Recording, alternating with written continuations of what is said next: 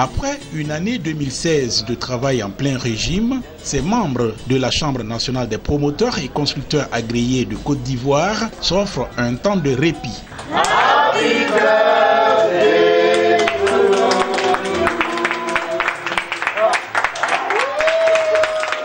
C'est que les membres de l'association se félicitent du regain d'activité dans le secteur de l'immobilier ces dernières années et aussi des réformes entreprises dans le secteur de la construction, même s'ils sont encore très loin de satisfaire le besoin national en logement qui s'évalue à près de 500 000.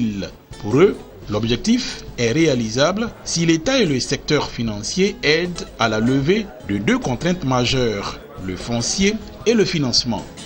Au niveau du foncier, qui est la matière première de notre activité, c'est de permettre à ce que ce secteur soit assaini, de sorte que les ACD se fassent dans les brefs délais pour que nous puissions avoir des garanties hypothécaires pour accompagner évidemment nos différents projets.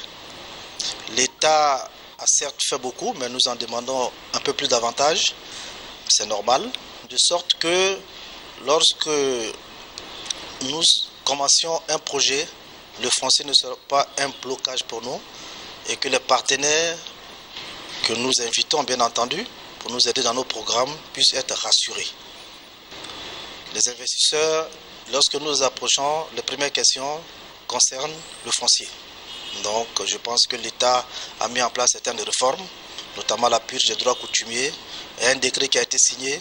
Il faut que le décret soit mis en application par les différentes autorités. Nous allons aussi travailler sur la mise en place des financements, parce que c'est ça aussi l'un des problèmes cruciaux, notamment les crédits acquéreurs qui doivent bien évidemment faire l'objet d'une vulgarisation au niveau, en tout cas, des taux dans les banques, 5,5% produits par l'État. Et au-delà de ça, bien évidemment, les mesures d'accompagnement. Après le succès en juin 2016 du Forum international du logement social, la Chambre nationale des promoteurs et constructeurs agréés de Côte d'Ivoire se prépare à la seconde édition. Des promoteurs et constructeurs qui ont pris une part active dans le programme présidentiel des logements socio-économiques et de standing initié par le gouvernement ivoirien en mars 2013.